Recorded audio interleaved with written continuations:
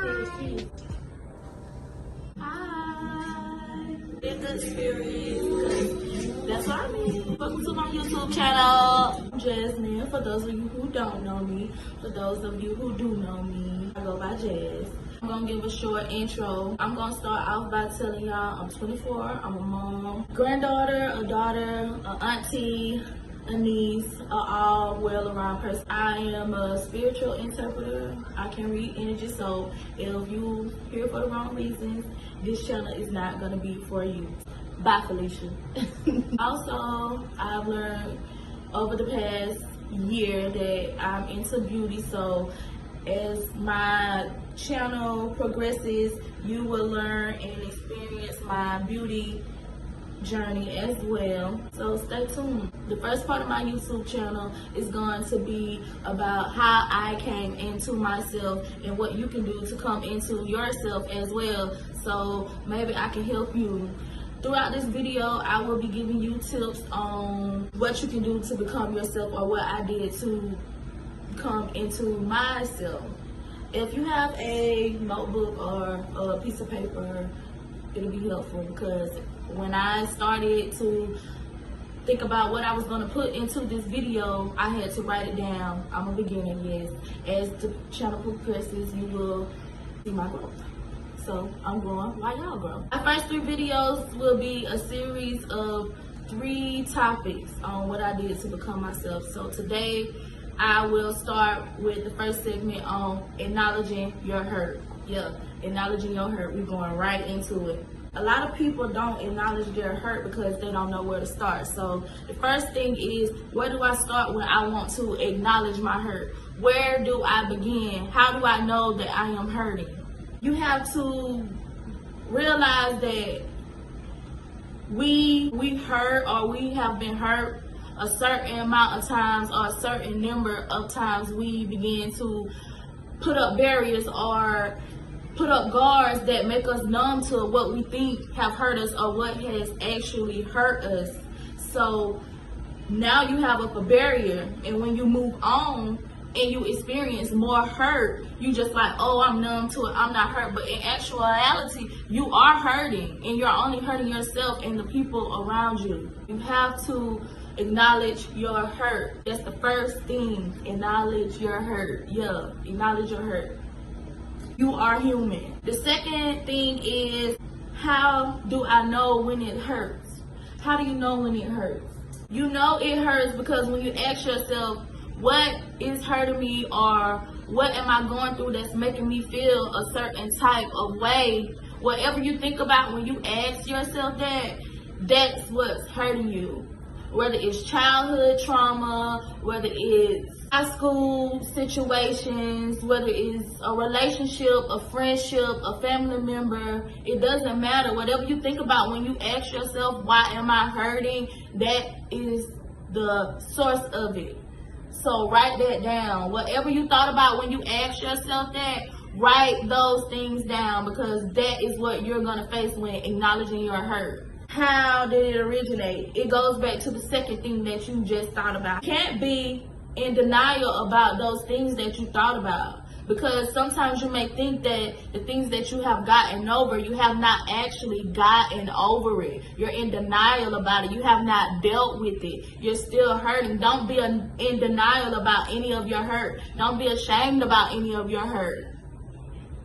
All of your hurt and what you went through is what made you you. And you can't hold on to it when you're trying to become a better person, or trying to become a new being, a new soul. You can't grow. So don't be in denial. That's how you know you are hurt. How do I forgive, and how do I let go? When forgiving, that is the hardest part, actually forgiving. So you have to forgive, forgive, forgive, forgive. And when you're going through situations, ask yourself, am I gaining or am I losing? If you're gaining more than you're losing in the situation, then you're fine. But once you get to the point where you are losing more than you're gaining, you need to get out of the situation, no matter what it is, whether it's a job, a friend, a family member, whatever it is, let it go. You're not gaining, because if you're not gaining, you begin to lose yourself and lose the people who are around you who actually love you and care for you. So don't lose yourself in no situation. You have to gain from every situation that you're in. When you're gaining, you're growing. When you're gaining, you're growing. 2020 should be about elevation. If you're not willing to elevate, you should have just stayed in 2019. You should have just stayed in 2019, carrying over all the baggage that you had in your life in 2019 into 2020, into a better year. You're not going to grow. You're not going to elevate. You're just going to be miserable. You're going to keep mimicking the same situations that you were in 2019. You're not going to grow. You're not going to elevate. Leave all the baggage in 2019. The year has just started. Although it's going by fast, this still is a slow process of coming into yourself. Self-elevation. When you begin to elevate, everyone around you elevates. Your family, your friends, your kids, your co-workers, they feed off of that energy. Be the light. Be the light that they see. Be the light in someone else's darkness. Someone else will see you growing and they're like, oh yeah, I want to do that too. So you can be a role model too. People you think isn't watching, in actuality, they are watching. They see your growth. They're like, oh, she's growing. I can grow too. Yeah, it's easy. It's not hard at all. Elevate your life. Another thing, you cannot forgive if you don't let go. A lot of us tend to blame people for our hurt or our problems, but you knew 2 weeks in, you knew 2 months in the relationship or the friendship or the job or whatever it is that you're experiencing, you knew that it wasn't going to be for you. You knew that that situation wasn't going to be for you. You knew that that job wasn't going to be for you. You knew that the club was not for you. But instead, you stayed and you dealt with it because, why? Because you thought it was the right thing to do, or someone around you was doing it, or you just lost. You just following around a whole bunch of lost people who have not found themselves. You cannot blame someone for a situation that you stayed in. Stop bashing another person, or stop feeling bad stop making them feel bad for you dealing with what you dealt with. It's not their fault. It's your own fault. You stayed and you dealt with it because you felt like you were obligated. Obligation. That word is big. That word is going to be big. You may feel obligated as a daughter. You may feel obligated as a friend. You may feel obligated as a cousin. You may feel obligated as a worker, as an employee. You may feel obligated to a lot of situations or friendships or jobs, whatever it may be. Obligation will lead you to a lot of hurt, pain, and misery. Stop feeling like you're obligated. Let it go. A lot of our hurt and our pain comes from our childhood experiences or whatever we went through in the past, and we cannot always dwell on that because we can't control what our parents did or what our family did or what anyone in our past has done to us. You just have to let that go. The only thing that situations or friendships or jobs, whatever it may be, obligation will lead you to a lot of hurt, pain, and misery. Stop feeling like you're obligated. Let it go.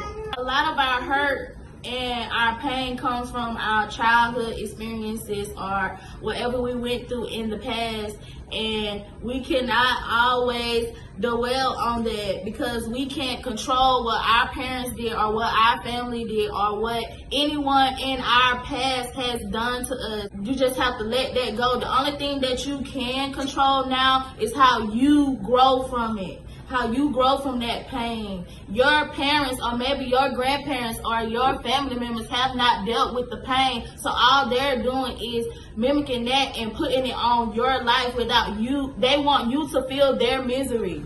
You don't have to feel their misery. You are you. You are you. Most of us have kids and we don't realize that once we become parents that we mimic everything that our parents have done to us because that's what we think we are used to. We think we're used to this type of childhood. We think we have to whoop our kids. We think we have to use tough love on our kids. Do you see how you turned out because of tough love? No. Do you want your child or the people around feel how you felt growing up? Do you really want your kids and the people around you to feel the misery that you feel? No. Change that. How do I know when enough is enough? I don't even know where to start because it's so hard to figure out when enough is enough from people who you care about, or people who you love, or someone who you have history with, or someone who you feel obligated to be loyal to. You never know when enough is enough because you always think, if I stop caring, or if I learn to love myself and grow within myself, I'll feel like I'm disloyal to this person. It's not disloyalty, it's growth. And if they can't grow or they don't understand and accept the fact that you're growing, they're not meant for you. I don't care if you've known them for 20 years, 15 years, you met them 2 months ago and you feel like they're the one for you. If they're still holding you back, enough is enough. That's when you know it's enough. That's exactly when you know it's enough. And lastly, how do I improve, or what step do I take in becoming myself and letting this go? I'm going to tell y'all what I did, and maybe it will help you as well. I started becoming big on affirmations. Daily affirmations, and I teach them to my daughter as well. She has 3 affirmations that she has been saying for a year, and she remembers them very well, and she tells herself that, and I know strongly in my heart that she believes it. With these affirmations, you have to let yourself know that you are worthy of this change that you are about to begin. You are worthy. I am deserving. If you constantly tell yourself, I am, you'll start to believe it. For example, when you're sick, say you're really, really sick one day and you wake up and you're like, I am so sick, I am so tired, I am hurting. You keep telling yourself that you are sick, tired, and worrying, so your body, your mind, and spirit begins to feel that. Begin to tell yourself that you are powerful. When you are sick, you continue to tell yourself that you're not feeling well or whatever. Your mind, your body, and spirit start to believe that. And you say, oh, I am going to take this medicine. It will make me feel better. This time in your mind, you're thinking that it's that medicine, but it's really that the mind frame that you had. You had that mind frame that after I take this medicine, I'm going to feel better. It wasn't the medicine, it was you. Enough is enough from people who you care about, or people who you love, or someone who you have history with, or someone who you feel obligated to be loyal to. You never know when enough is enough because you always think, if I stop caring, or if I learn to love myself and grow within myself, I'll feel like I'm disloyal to this person. It's not disloyalty, it's growth. And if they can't grow or they don't understand and accept the fact that you're growing, they're not meant for you. I don't care if you've known them for 20 years, 15 years, you met them 2 months ago and you feel like they're the one for you. If they're still holding you back, enough is enough. That's when you know it's enough. That's exactly when you know it's enough. And lastly, how do I improve, or what step do I take in becoming myself and letting this go? I'm going to tell y'all what I did, and maybe it will help you as well. I started becoming big on affirmations. Daily affirmations, and I teach them to my daughter as well. She has 3 affirmations that she has been saying for a year, and she remembers them very well, and she tells herself that, and I know strongly in my heart that she believes it. With these affirmations, you have to let yourself know that you are worthy of this change that you are about to begin. You are worthy. I am deserving. If you constantly tell yourself, I am, you'll start to believe it. For example, when you're sick, say you're really, really sick one day and you wake up and you're like, I am so sick, I am so tired, I am hurting. You keep telling yourself that you are sick, tired, and worrying, so your body, your mind, and spirit begins to feel that. Begin to tell yourself that you are powerful. When you are sick, you continue to tell yourself that you're not feeling well or whatever. Your mind, your body, and spirit start to believe that. And you say, oh, I am going to take this medicine. It will make me feel better. This time in your mind, you're thinking that it's that medicine, but it's really that the mind frame that you had. You had that mind frame that after I take this medicine, I'm going to feel better. It wasn't the medicine, it was you. You spoke that healing over your life. Speak healing over your life so you can move forward. I am going to tell y'all 5 affirmations that I started with myself that helped me believe that I was growing. I am healed. I am growing. I am deserving. I am happy. And I am motivated. Stay motivated. One bad day or one bad hour does not determine the rest of your month or the rest of your year. I just had one bad day. Okay, boom. At the end of that day, write down what made you feel bad that day and what you're going to do the next day to help you feel better. What are you going to do the next day to change that feeling of unhappiness or self-doubt or self-worth? Consistency.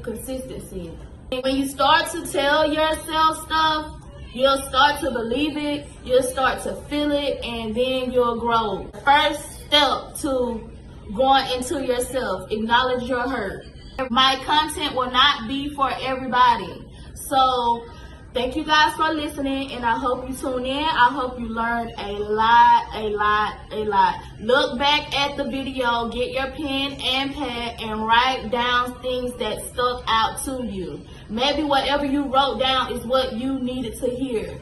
And I will have 2 more segments to this video before y'all actually see my lifestyle. And then you'll understand why I do what I do, how it affects me, why I move the way that I move.